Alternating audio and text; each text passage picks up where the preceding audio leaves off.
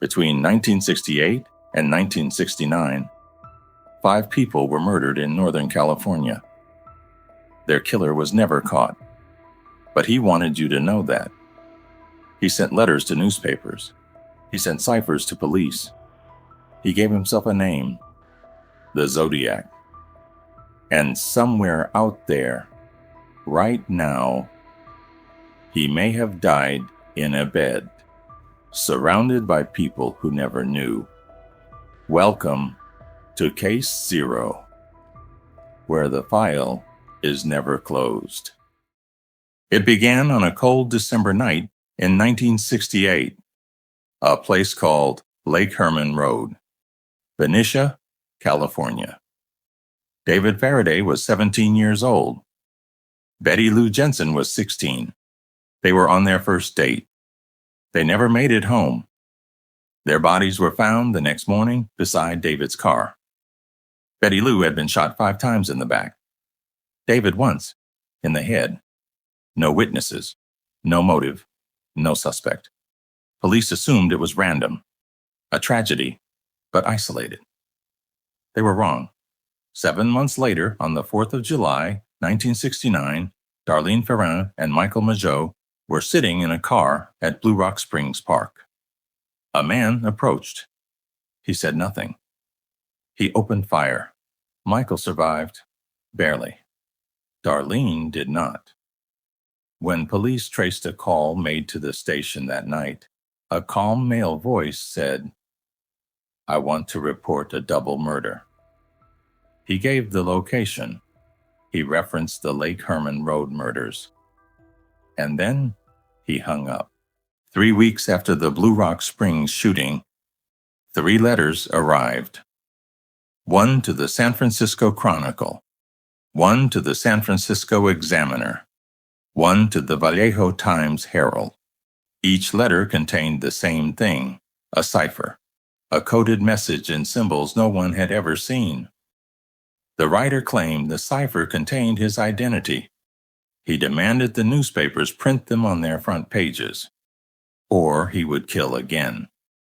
He signed each letter with a symbol, a circle, crossed by a line, like a gun sight. The newspapers published. And a week later, another letter arrived. This one began with a line that would haunt investigators for decades. "Dear Editor, this is the Zodiac speaking." He had named himself.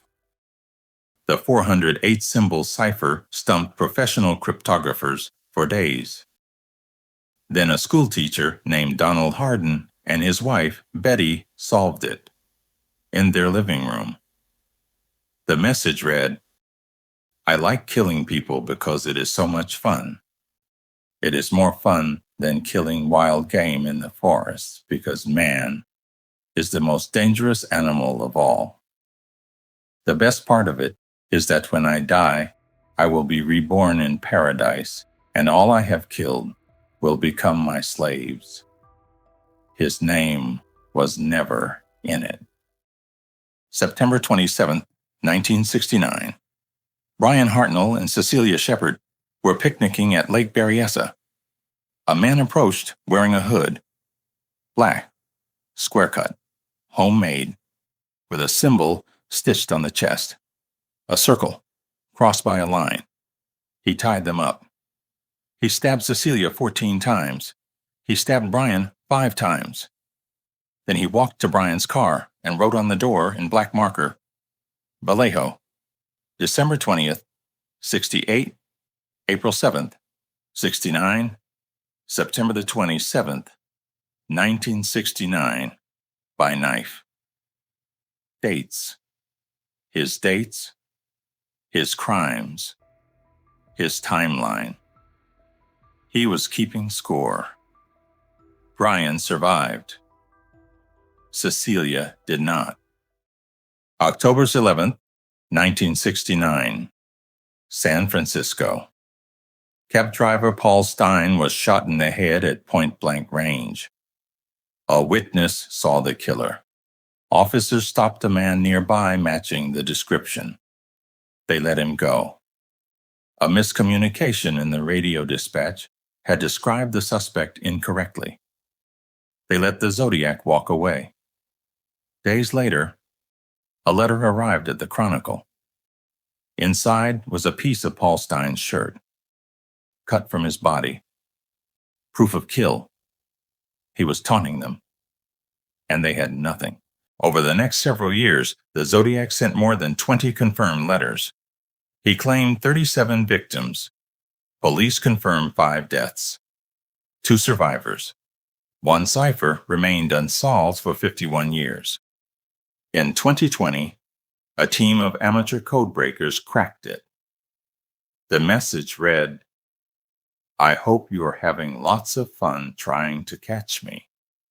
I am not afraid of the gas chamber because it will send me to paradise all the sooner." He was taunting them, even from decades away.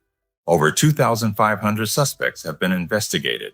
The most credible, Arthur Lee Allen, a schoolteacher, a convicted sex offender, a man who wore a Zodiac brand watch. His handwriting didn't match. His DNA didn't match. He died in 1992. Never charged. The case remains officially open with the San Francisco Police Department.